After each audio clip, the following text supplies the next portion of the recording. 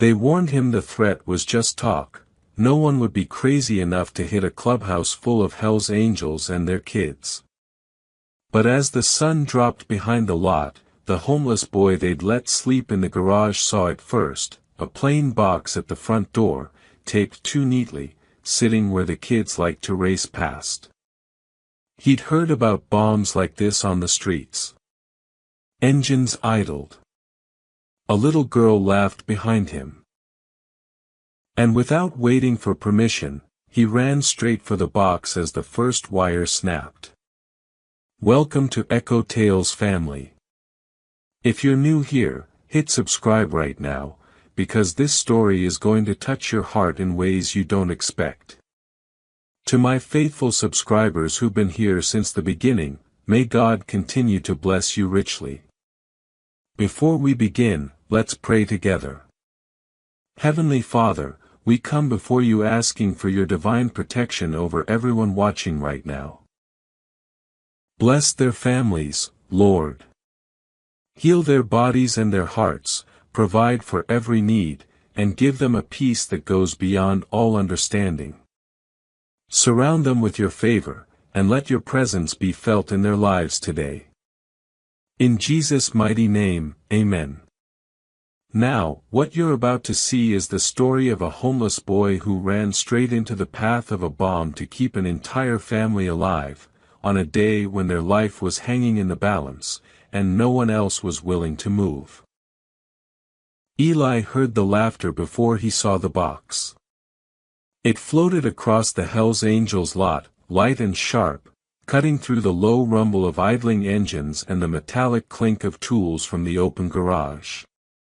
Lily's laugh always did that, slid under noise and grit and cigarette smoke, like a bell that refused to be drowned out. Eli was halfway across the cracked concrete with a carburetor in his hands when he saw what she was running toward.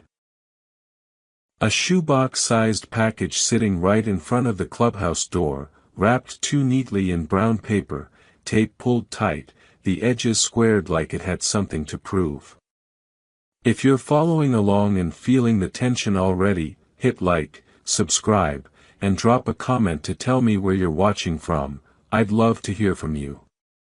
At first, it didn't register as anything but clutter. There was always something dumped in this lot, old parts, busted helmets, a forgotten jacket. But this box. It didn't belong. It hadn't been there when he walked past 10 minutes ago to grab tools. Now it sat perfectly centered on the doormat, dead still in the late afternoon heat, no address, no logo, no delivery driver in sight.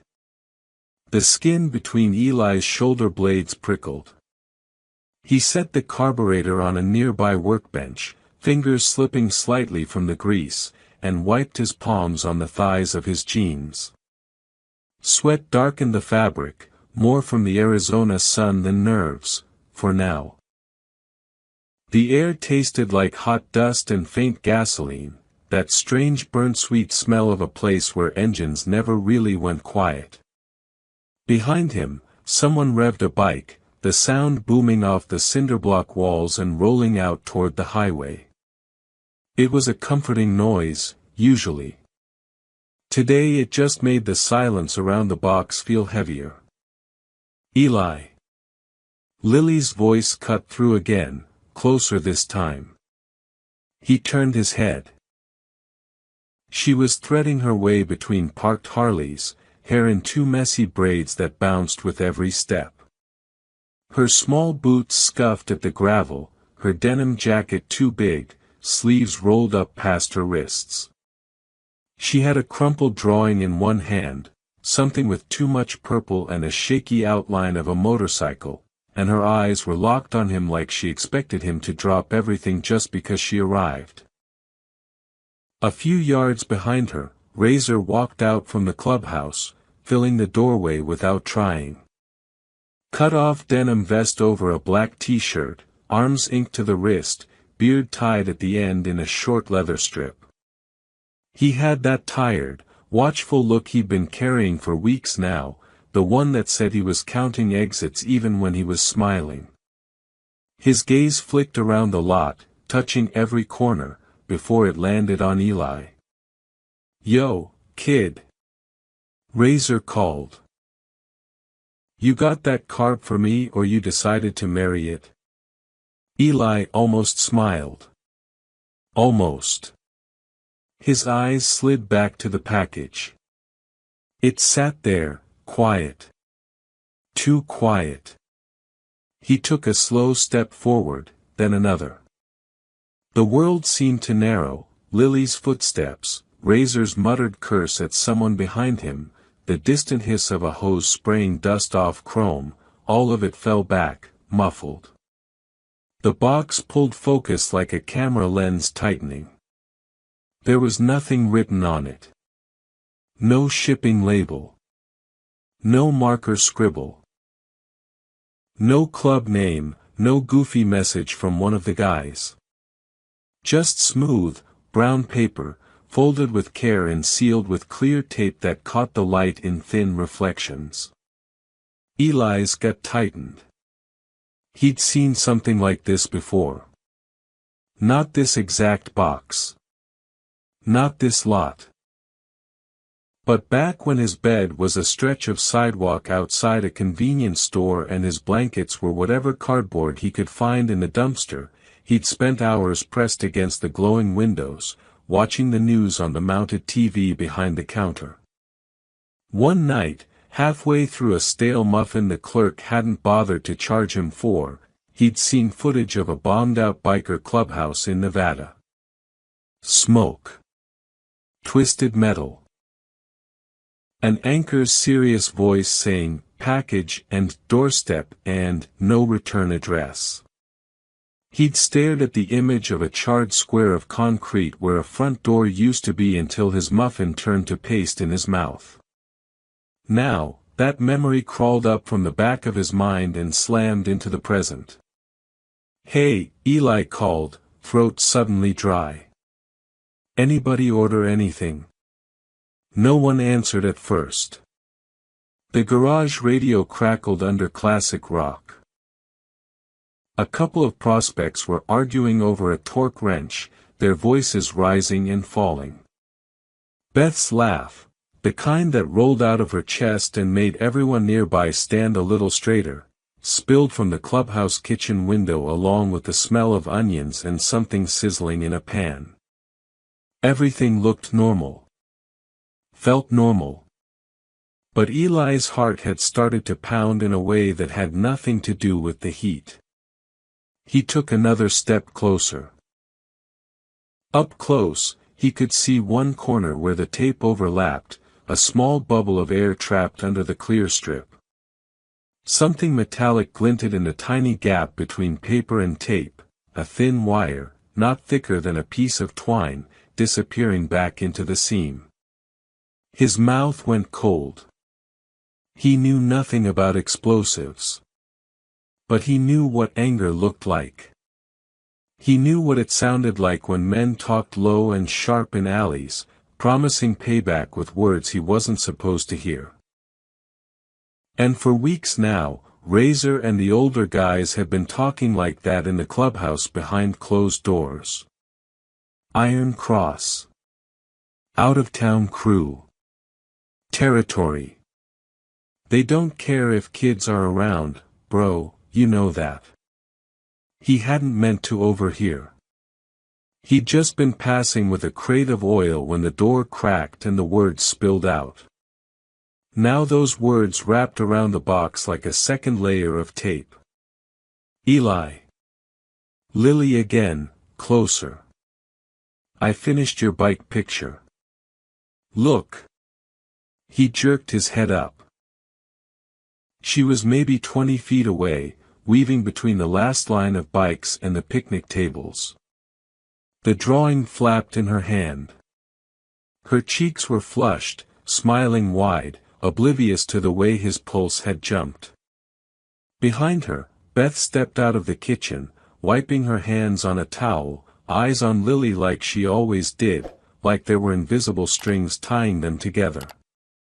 Razor's gaze slid from Eli to the box, then to Lily. For a heartbeat, everything locked. Eli saw the way Razor's shoulders tensed, the way his jaw clenched, the flash of understanding in his eyes.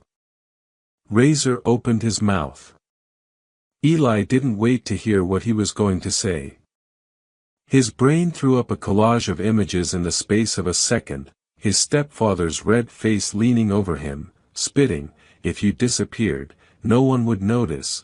The first night Beth shoved a plate into his empty hands and said, "Eat, kid, your skin and bones." Lily crawling into his lap with no warning, declaring, "You sit here now, this is your spot," Razor clapping a rough hand on his shoulder after Eli fixed his first flat properly, muttering, "Not bad, street rat." All the nights he'd lay awake on the cot in the back of the garage, staring at the corrugated ceiling and thinking, if anything ever comes for them, it'll go through me. His body moved before the thought finished. The world snapped into a tunnel. He dropped into a sprint, sneakers scraping dust off the concrete, breath tearing in and out of his lungs. The lot blurred at the edges, bikes, picnic tables, the faded mural on the clubhouse wall. All he saw was the box in front of him and Lily behind him and the invisible line between them he refused to let anything cross. "Lily, back," he shouted, voice cracking. "Get back." Her laughter cut off, sliced clean. He heard Beth yell her name, heard metal clatter as someone dropped a tool. Razor's voice roared something low and furious, the kind of sound that made other men step aside. Eli didn't hear the words. He only heard the blood in his ears and the crunch of his own steps. 10 feet. He could see the paper shifting slightly with the vibration of his approach, that sliver of wire catching the sun like an accusation. 8 feet. His brain supplied one calm, clear thought in the middle of the chaos: if I'm wrong, I'll look stupid. 7 feet. If I'm right. 6. He lunged. The box rushed up toward him as he dove, arms outstretched, palms slamming down on the taped paper. The cardboard flexed under his weight with a dull, heavy resistance that confirmed everything he already knew. This wasn't empty. Behind him, Lily screamed. Eli wrapped his body around the box, pulling it tight into his chest, curling his spine over it, trying to smother it under muscle and bone. The concrete scraped his knees through thin denim. Heat radiated up from the ground and off the clubhouse wall. For a split second, all he could see was the oil-stained ground inches from his face and the dust motes hanging in the air like tiny, drifting stars. Something clicked under him. A sharp, mechanical sound, too small for what it meant. Eli squeezed his eyes shut. And the world stopped. The world didn't explode the way Eli always imagined it would. There was no movie-style fireball swallowing everything in slow motion. No dramatic shudder of time. Just a brutal, bone-deep slam of force that ripped the breath out of his chest and turned sound into white noise. One instant, he was wrapped around the box, cheek pressed to hot concrete, jaw clenched so hard it hurt. The next, it felt like the ground punched him back.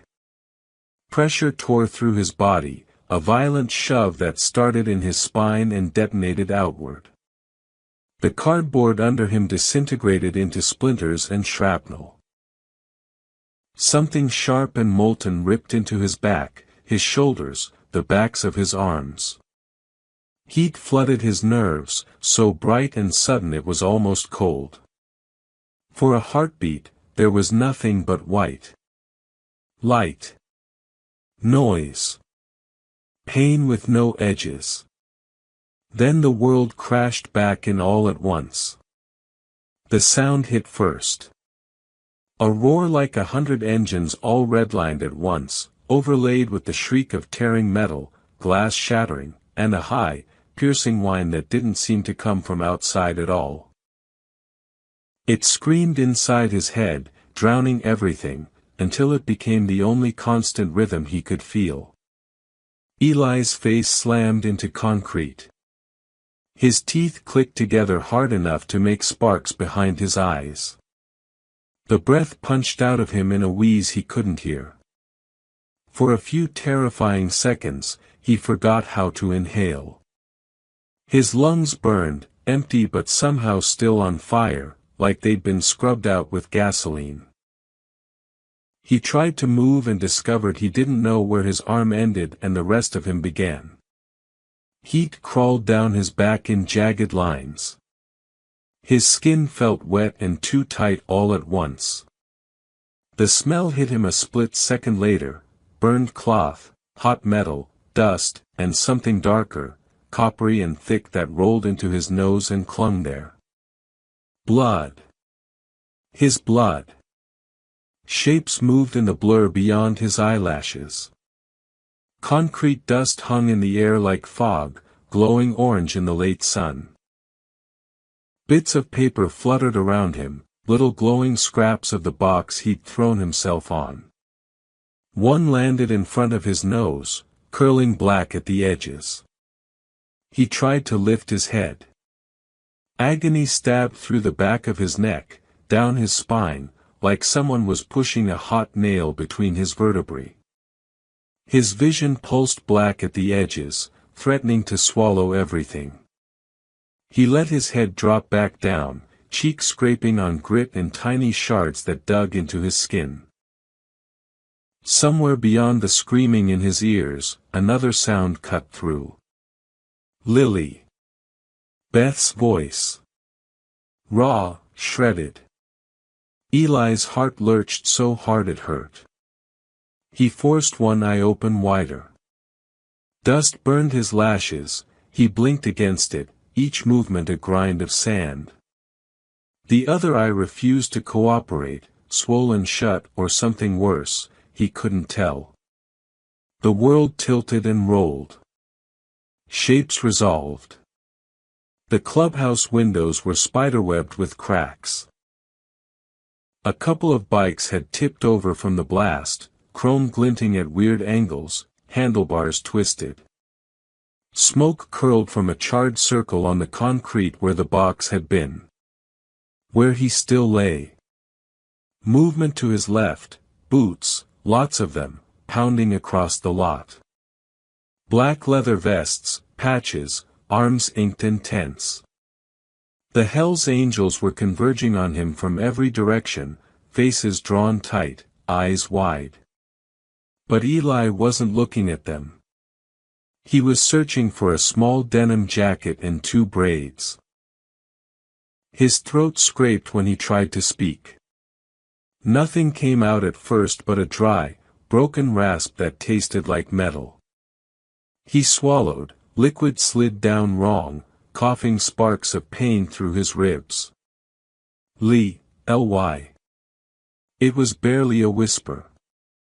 He couldn't hear it over the ringing, but he hoped someone did. Boots skidded to a stop near his head. Knees hit the ground. Eli. Eli, look at me. Razor's voice, dragged over gravel. Eli blinked up at him. Razor's outline loomed against the too bright sky, features blurred at the edges. There was blood on the older man's forearm, Eli's. Someone else's, and dust clung to his beard. His sunglasses were gone, and his eyes were naked, raw with something Eli had never seen in them before. Fear. Kid, Razor said, louder this time, like he was fighting to be heard over the shriek in Eli's head. Stay with me, you hear?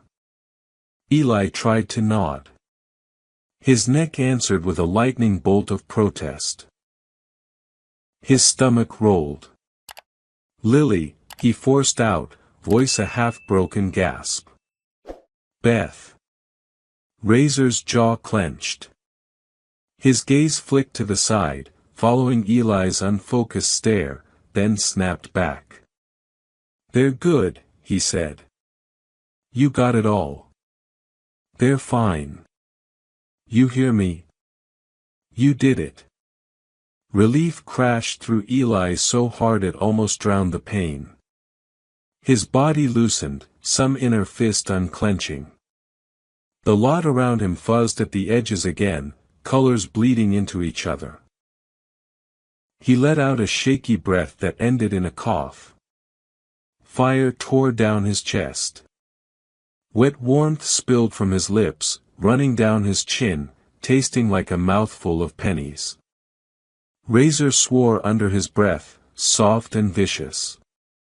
Don't you check out, he growled, one big hand hovering near Eli's shoulder, not quite touching. Beth. Get the kit. Someone call an ambulance, now. And shut that damn gate. Voices erupted around them. I already called. Gates closing. Jesus, look at his back. Move, move, give him space. Hands slid under Eli, careful but still agony. Someone pressed something thick and folded against his back. The pressure sent a fresh wave of white heat screaming through him. He choked on it, a sound that was half whimper, half snarl. Easy, kid. Another voice, rough but steady. We gotta slow the bleeding. He hadn't even realized he was bleeding that much until they said it. The concrete under him felt slick now. The air around his nose smelled stronger, iron and ash. He tried to curl away from the pressure instinctively, but his body refused to answer, limbs heavy and distant. Somewhere behind Razor's shoulder, Beth appeared, Lily clutched against her chest so tight the girl's sneakers dangled. Beth's hair was half fallen from its tie, streaked with dust. There were tiny cuts on her cheek where glass had nicked skin. Lily was crying silent tears, eyes huge, face pale beneath the dirt. She held her drawing in a crumpled fist, the paper smeared with gray. Eli, Beth whispered. He couldn't turn his head toward her, so he just shifted his eyes, willing them to stay open. The effort made the world blur again. He can see you, Razor said, voice gentler now. But you gotta back up, Beth. We need room when the medics get here. She didn't move at first. Her arms tightened around Lily, like if she let go, something else might blow up. Then she nodded, one sharp, broken jerk of her chin, and stepped back 2 paces, never taking her eyes off Eli. He wanted to tell her it was okay. That the pain didn't matter because Lily was still making that little hiccuping sound she made when she'd cried too hard. That the bomb had done what bombs did, but not to the people it had been meant for. The words jammed behind his ribs, trapped. Sirens wailed somewhere in the distance, cutting through the high-pitched ring with a different, urgent note. Eli latched onto the sound like a rope. Ambulance. Hospitals. Bright lights. Needles. Questions. He'd been around enough alleyway overdoses and convenience store robberies to know the drill from the outside. He'd watched paramedics kneel beside people on cold sidewalks, watched cops push on chests that didn't rise again, watched body bags sip. The difference was, he'd always been the ghost in those scenes. The shadow pressed up against the building, unnoticed, unseen. Now he was the one on the ground. Boots shuffled. Someone shouted directions about the gate code. Another brother cursed about Iron Cross cowards, voice cracking on the words. Phones appeared in rough hands, screens glowing as calls were made, messages sent, lines lit up. Eli drifted in and out of the noise. The edges of his vision pulsed with every heartbeat, dark closing in then retreating like a tide. Each breath felt too shallow and too deep at the same time, scraping against something raw inside. He thought of all the nights he'd lain under flickering street lamps, wondering what it would be like to die without anyone knowing his name. He knew it now. Eli. Razor had shouted it. Beth had whispered it. Lily had screamed it. It hung in the air like smoke. The sirens grew louder. Tires squealed near the gate. Metal rattled as it was shoved fully open. The wail cut out abruptly as the ambulance rolled inside. Here. Razor bellowed, arms shooting up. Paramedics spilled out in a practiced rush, dark uniforms, bright gloves, bags banging against their legs. One dropped to his knees by Eli's side, eyes already scanning. Name? He demanded, voice clipped. Eli, Razor answered before he could. He's 18. Bomb took him in the back, shrapnel everywhere. He covered it. He covered the whole damn thing. The paramedic's brows lifted a fraction, like he registered the words but didn't have time to process them. He leaned close to Eli instead. Eli, he said, louder but steady. Can you hear me? Eli tried to nod again. The world swayed. Why yeah, he managed, barely more than air. Good. I'm going to check you over, all right? Don't try to move. Cold fingers pressed at the side of his neck, counting. A light flashed in his working eye, making spots dance. Hands probed, careful but relentless, mapping bruises and burns and bleeding. BP's dropping, someone said behind him. We gotta move. They rolled him onto something hard and flat. The motion tore a ragged noise from his throat. The pressure on his back shifted. It felt like they'd peeled his skin off and were pressing fire directly into the exposed muscle. Straps tightened across his chest and legs. A collar wrapped around his neck, locking his head in place. The sky spun above him, a disk of white blue and glaring sun, then flipped sideways as they lifted the board. The clubhouse roof crossed his vision.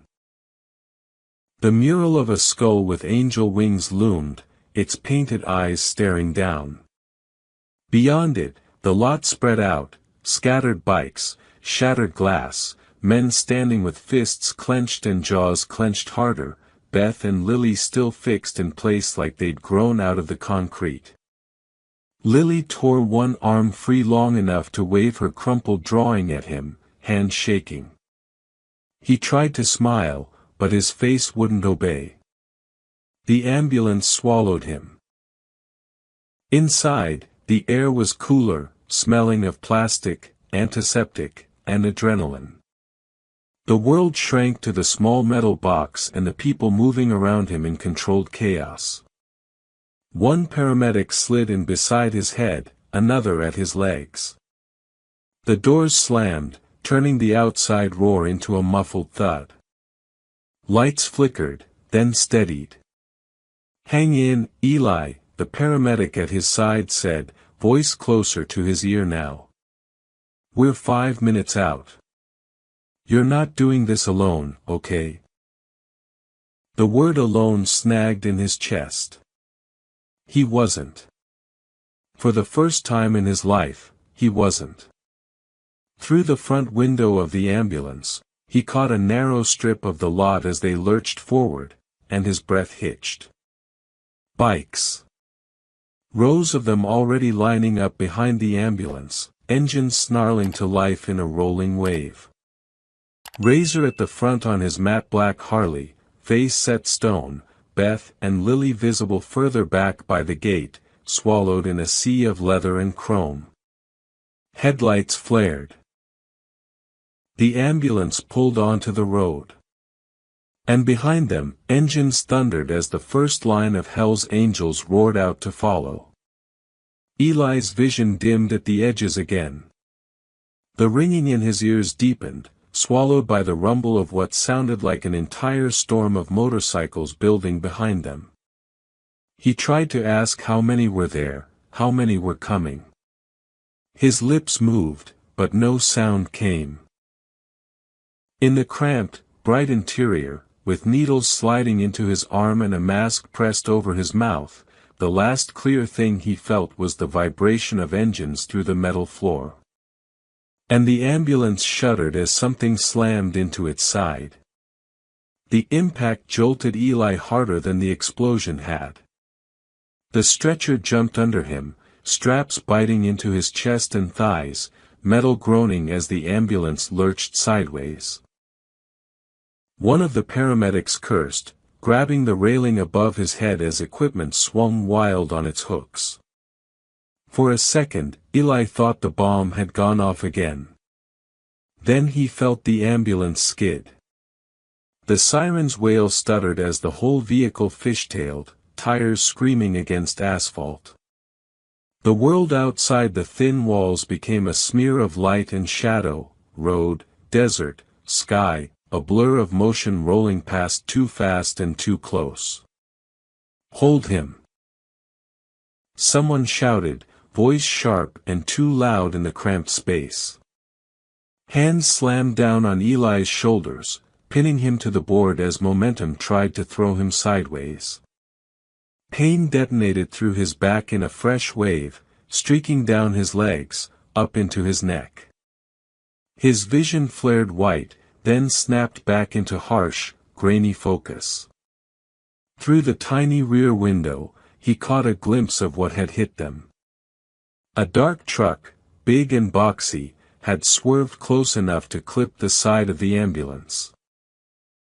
Its grille filled half the frame for an instant, then vanished as the driver corrected, falling back. Headlights crowded the road behind it, dozens of them, maybe more.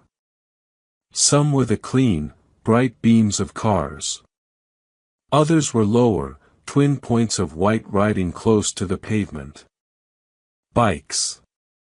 The Hell's Angels were still there, a swarm of engines and steel eating up the lanes behind them. But the truck. It didn't belong. The ambulance jerked again as the driver fought to straighten them.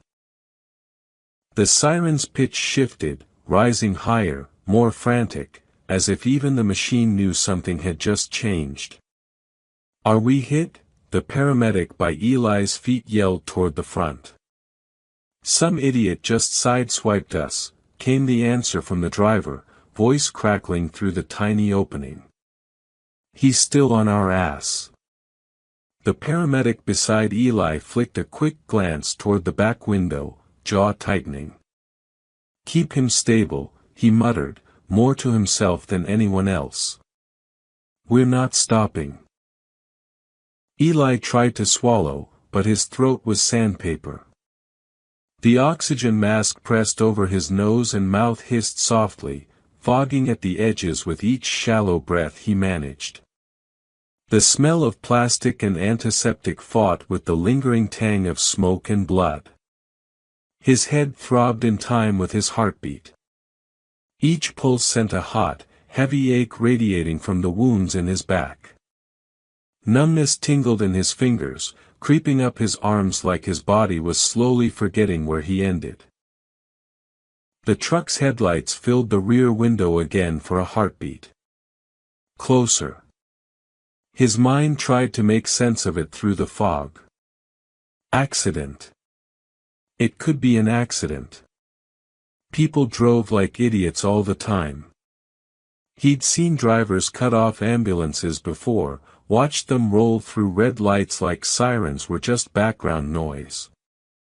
But the way the truck hugged their bumper, the way it surged every time the ambulance tried to pull ahead.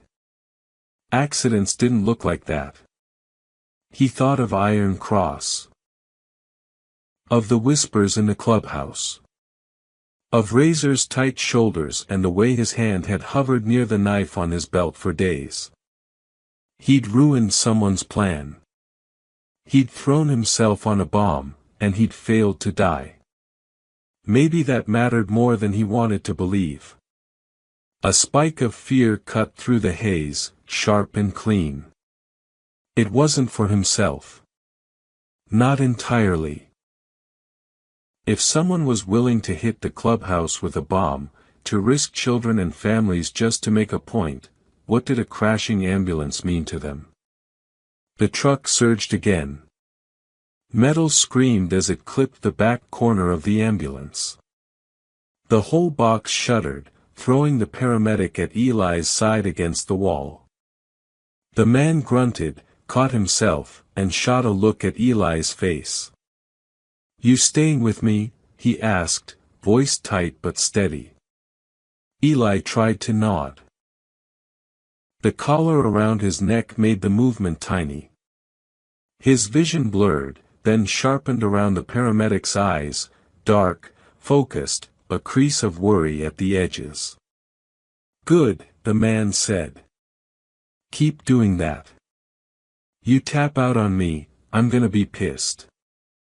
It was a bad joke, but it landed, somehow.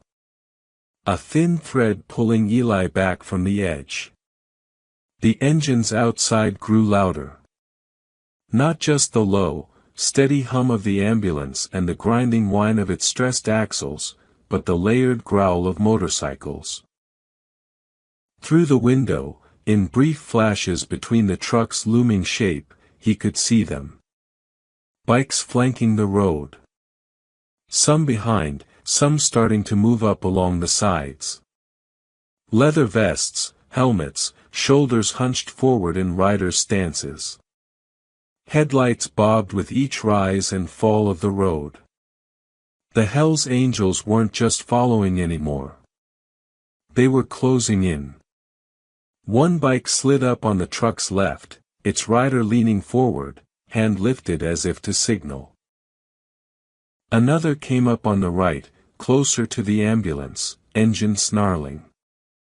Eli couldn't hear their voices through the walls, but he could imagine the curses, the shouted orders, the raw fury that had filled Razor's face when he'd seen the shattered brown paper and Eli's broken body.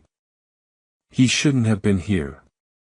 He should have been back on his cot, swapping out air filters, learning the difference between sounds in an engine. Not strapped to a board while strangers in uniform tried to keep him breathing. But he was here. And so were they. The truck swerved suddenly, clipping the bike on its left. The rider jerked, tires squealing. For a terrifying second, the motorcycle fishtailed, almost going under the truck's wheels. Eli's stomach dropped. The bike caught traction again at the last second, swinging wide. The rider's arm shot out, gesture sharp and furious. The truck's brake lights flared bright red. The ambulance driver swore. Tires screeched. The world lurched forward as momentum shoved Eli against his straps, his wounds screaming in protest. Equipment banged against metal. A bag swung into the paramedic's shoulder. "Are they insane?" the driver shouted. "We're carrying a critical." The truck didn't care. It fell back for a heartbeat, then surged forward again, bumping the ambulance's rear. Each impact echoed through the frame, a dull, sickening thud that vibrated in Eli's bones. He thought of Beth's face, all the color gone, arms locked around Lily like she'd become the only thing keeping the girl on earth. He thought of Razor's hand hovering inches from his shoulder, the way his voice had cracked, just once, when he'd said, "You did it. They're fine, If this truck flipped them, none of that would matter." The paramedic beside him glanced toward the window one more time, then down at Eli. "You're going to feel lightheaded," he warned, adjusting a line. "We're giving you something for the pain, but you gotta keep fighting it, okay? I need you awake until we hit those doors." Eli's eyelids weighed a ton. Every blink lasted longer than the last. The temptation to let go, to sink into the dark where nothing burned or throbbed or screamed, tugged at him like gravity. But the engines, the endless, rolling rumble of them through the floor, kept pulling him back. It sounded like a promise. 2 more bikes shot up on the truck's right side, so close their handlebars almost brushed its paneling. One rider reached out with a boot, kicking at the metal, trying to force distance. Another gestured toward the shoulder, a clear command. The truck swerved again, clipping the white line, then jerking back. For a second, it hovered between choices. Eli tried to focus. His vision doubled, then tripled. Light smeared, stretching out into long, bright lines. The siren's wail stabbed through his skull, fighting the relentless ring left over from the blast. The truck's brake lights flared one more time. Then it jerked sharply toward the ambulance. Metal shrieked. The side of the ambulance buckled inward with a thunderous crack. One wall crumpled just enough that a cabinet popped open, spilling gauze and instruments in a stuttering rain. The stretcher slid a few inches, straps tightening, biting hard into Eli's ribs. He couldn't hold back the scream this time.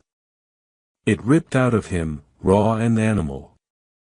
The paramedic threw his weight against the board to keep it steady, teeth bared with effort. Outside, the engines roared louder. It wasn't just noise now. It was a wall of sound. Bikes surged up around the truck, 3 on each side, one dropping back, another darting forward. From his limited angle, Eli saw flashes, knuckles whitened on handlebars, eyes narrowed behind goggles, patches fluttering at shoulders. Razor's bike appeared on the far side, close to the driver's window. Even through the glass, the distance, the blur of speed, Eli recognized the line of his shoulders, the set of his jaw. Razor leaned in. His mouth moved, shouting something Eli couldn't hear. The truck jerked again, rocking the ambulance. One of the bikes cut in front of the truck's bumper for half a second, forcing it to tap the brakes. Another rode so close to its rear quarter panel that the slightest move would cause contact. They weren't just escorting anymore. They were boxing it in. The ambulance driver took the opening, engine howling as he punched the gas. The vehicle surged forward, the siren's wail climbing higher as they shot ahead a few precious car lengths.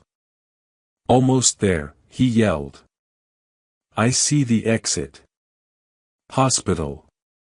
The word floated through Eli's mind like a lifeline. Doors. Lights. People who could dig the fire out of his back, stitch him up, keep his lungs from filling with whatever wanted to drown him. His body felt distant, like he was already halfway out of it. The paramedic's hand landed on his shoulder, firm and grounding.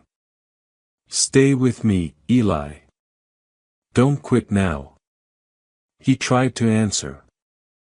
The mask muffled his voice. Maybe nothing came out at all. But he fixed his gaze on the light streaking past the sliver of side window, counting each one like a marker between him and something that wasn't this. Behind them, the roaring wall of engines moved as one. The truck made one last desperate move. It cut hard toward the median, trying to shoot around the bikes on its right. Tires squealed. Gravel sprayed. For a terrifying second, it rode the line, half on asphalt, half on the sloped shoulder. One bike was there first. It slid up, impossibly close, handlebar brushing the truck's panel, rider's boot planted like a brace. The rider's arm shot out, slamming a fist into the side mirror, snapping it back. The truck jolted, overcorrected, and slammed back into its lane too fast. Its rear tires clipped the curb. Momentum did the rest. Through the back window, Eli saw it start to roll. The truck tipped onto two wheels, hung there for a split second like time had paused, then tumbled sideways, metal twisting, glass erupting into 1,000 glittering shards. It rolled once, twice, sending dirt and parts flying, before slamming to a crushed stop in a plume of dust. Bikes scattered, swerving around the wreck, some sliding sideways, boots scraping sparks from the asphalt. One motorcycle went down, rider tumbling, rolling, then scrambling to their feet, limping but upright. The ambulance shuddered, but didn't slow. The siren screamed. The engines behind them howled back. The hospital exit loomed ahead, a green sign, then a sweeping ramp curving away from the highway. The ambulance swung into it, leaning hard. The paramedic braced himself again, one hand on the railing, the other still on Eli. The world outside shifted from endless road and desert to concrete walls, then to the flat, looming shape of a hospital building growing larger in the windshield. Eli's vision tunneled. The ring in his ears faded, replaced by a dull, distant thud that might have been his heartbeat. He thought of Lily's drawing, crumpled in her fist. Of Beth's eyes, wet and fierce. Of Razor's voice over him, saying, "You did it. You got it all, *." Something inside him relaxed around those words. The ambulance blew past the emergency entrance sign, swung toward the bay doors. Red lights washed over the interior as they slid to a stop so hard his body tried to keep going. The brakes screamed. The siren cut off. For a moment, there was an impossible silence. Then everything moved at once. The rear doors flew open. Bright white light flooded in, burning his open eye. Shapes leaned over him, more uniforms, more hands, more voices snapping orders. On 3. They grabbed the stretcher. The world tipped backward as they yanked him out of the ambulance and into the open air. The sky above the bay was a deepening blue, bruised with the first hints of dusk. For a second, he saw over the shoulders of the people carrying him to the hospital parking lot. Engines filled it like a living sea. Rows upon rows of motorcycles gleamed under the setting sun, chrome catching the light in blinding flashes. They were lined up in perfect rows, hundreds of them, stretching all the way to the far fence. Riders stood beside them or sat on their seats, helmets off, faces turned toward the ambulance bay. Angels. Nomads. Patches from cities he'd never heard of. Different crews, different colors, all clustered together in one impossible, humming mass. They were all looking at him. The sight punched through the fog like a fist. For 18 years, nobody had noticed if he came or went. Now 700 bikers had shown up to see if he lived. Tears he hadn't realized he still had burned at the corners of his good eye. The air felt colder against his skin out here, but the weight of their stares was warm, almost hot. The stretcher rolled forward. Automatic doors parted.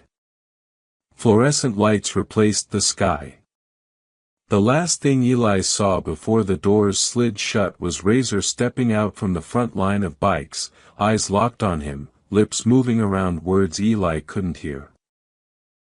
Then the doors cut that whirled off like a blade. The stretcher jolted as they swung into a side hall, voices barking room numbers and codes. A nurse leaned over him with a mask and a syringe. The paramedic squeezed his shoulder one last time, then peeled away.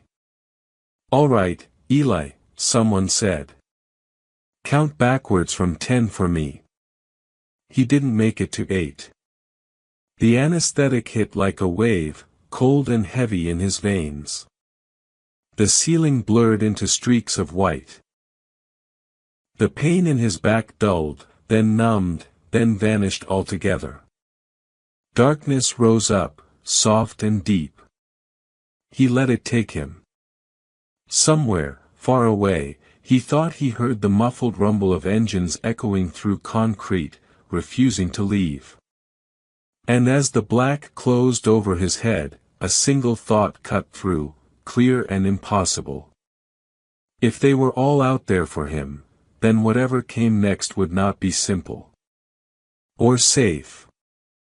Eli's first thought was that the darkness felt soft. Not like the cold, hard kind he'd known under bridges and in bus stations, where sleep meant one eye open and one hand on the only thing he owned. This was heavy and warm, like sinking under thick blankets in a room where nobody was yelling, where nothing smelled like beer or stale cigarettes. For a while, he floated there, with no body, no pain, just the echo of engines somewhere far away, rolling like distant thunder. Stories like this are just the beginning. If you felt it with every twist, commit by subscribing so you won't miss what's next. Voices started to bleed into the dark. Muffled at first, like sound underwater. 3 days. Kept asking about the girl. Miracle he's alive. The softness thinned. Something tugged him upward, toward light.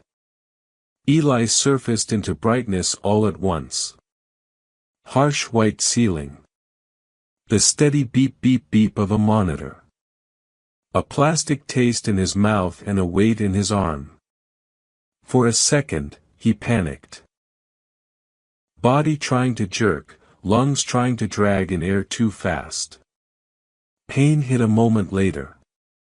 Not the blazing, all-consuming fire from the bomb, but a deep, heavy ache that wrapped around his back and ribs, shot down his arms, and settled into a kind of throbbing.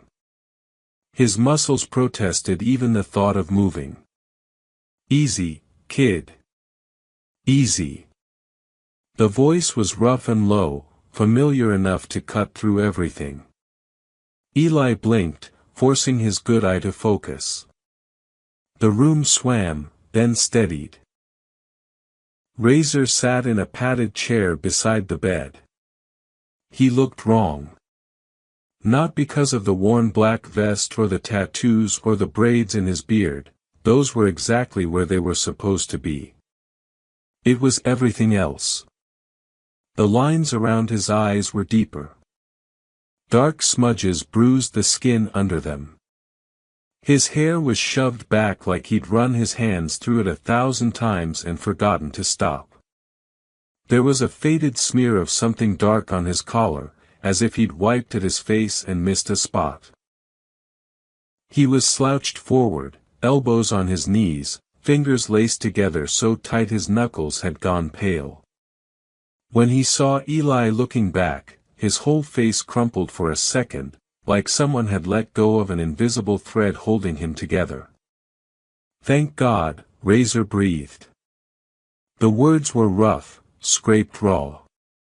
Eli wanted to answer, but something thick and plastic sat at the back of his throat. He gagged, trying to reach for it, and only then realized he couldn't lift his hand. Tubes snaked from the crook of his elbow. A line ran into the back of his hand. Tape strapped wires to his chest.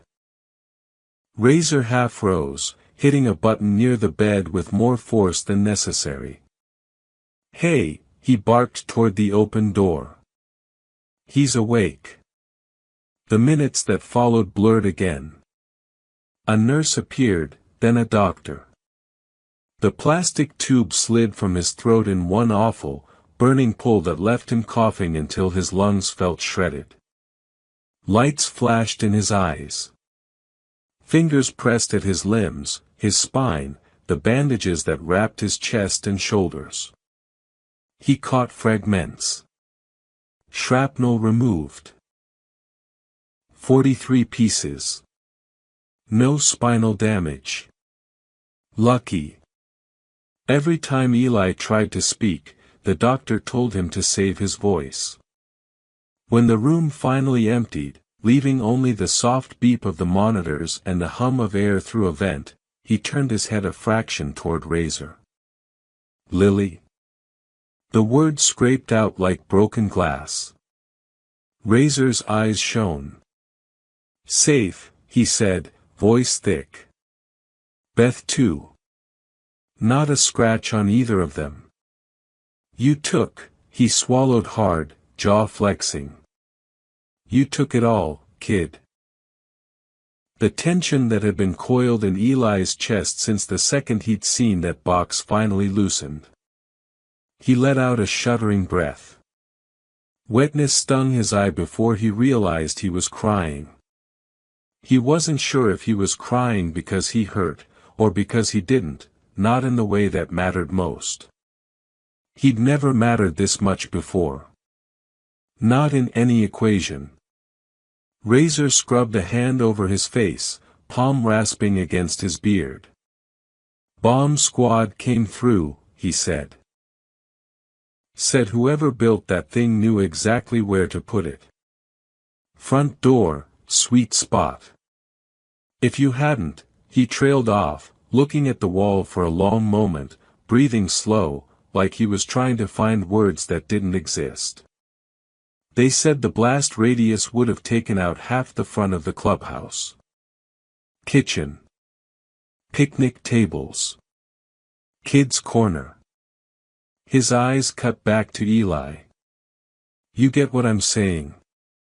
Eli pictured it without meaning to. Lily's swing. Beth's grill. The long wooden tables where plates piled high with food always appeared like magic. The little corner full of toys someone had dragged out one day and never put away. Gone. His stomach flipped. He swallowed, throat still raw. "I'm glad I was there." Razor huffed out a sound that wasn't quite a laugh and wasn't quite a sob. "Glad I let you sweep the damn floor, you mean," he muttered. Silence stretched between them for a beat, not heavy, just full. The door eased open a crack. Beth's face appeared in the gap first, eyes wide, cautious, as if she were afraid of what she'd see. When she registered Eli awake, she pushed the door fully, stepping in with one hand wrapped around a much smaller one. Lily. She was in a fresh t-shirt with a cartoon cat on it and leggings dotted with stars. A band-aid sat on her cheek where a tiny cut must have been, but otherwise she looked untouched. No cast, no brace, just a small smudge of crayon on one knuckle. Her eyes went huge. "Eli." He barely had time to brace before she tried to launch herself forward. Beth's arm shot out, catching her before she could hit the bed. "Careful, baby," Beth murmured. "He's still hurting." Lily wriggled, but obeyed, settling for leaning as close as Beth would allow. Her free hand unfolded a piece of paper she'd been crushing in her fist. It crackled as she smoothed it against the edge of the mattress. "I made you this," she said, like that explained everything. Eli blinked down at it. The drawing was done in crayons, thick, determined lines. A stick figure boy with messy hair stood in the middle, arms out. Behind him, someone had drawn a big, boxy shape with lines coming off it like little explosions. Around him, there were bikes, wobbly circles with sticks that were obviously wheels and handlebars. Above the boy, in big, careful letters, she'd written, "My hero." The word blurred as his vision swam again. He'd never been anyone's anything. Now he was a hero in crayon. Beth let her hand rest on the rail of the bed, close to Eli's arm but not touching. "You gave me my world back," she said softly. "I don't have words big enough to thank you for that, so I'm probably just gonna annoy you with food and fussing for the rest of your life instead." He tried to laugh. It came out as a wet, choked sound that hurt more than it should have. Beth's eyes filled anyway. Lily's small fingers curled around his, careful of the tape and the 4-line. "You scared me," she said, lower now. "But Razor said you did the bravest thing he's ever seen in real life. So I'm not mad." There was something almost absurd about that, and it hit him in a strange, sweet way. As if her being mad would have been worse than any bomb. The hours that followed bled into each other. Doctors checked charts. Nurses adjusted machines. Beth and Lily came and went, always leaving something behind: flowers in a plastic cup, a little stuffed dog, another drawing. Razor remained rooted in his chair more than he moved, stepping out only when someone forced him to eat or wash his face. But it was the waves of strangers that cracked Eli's sense of what was real. They came in 2s and 3s, knocking softly and hesitating in the doorway like they weren't sure they belonged in a hospital. Big men with sun-baked faces and leather vests from places Eli had only ever seen on license plates: Nevada, New Mexico, Texas, Colorado. Some had the same patch as Razor. Others wore different colors, different names stitched over their hearts. They all looked at him the same way. Like he was something they didn't quite know how to hold. Some shook his hand gently, careful of the bandages. Some told him short, rough stories, about brothers they'd lost, clubhouses they'd defended, blood they'd seen spilled for less than what he'd done. A few didn't say much at all, just nodded once, eyes bright, as if that alone cost more than they were used to giving.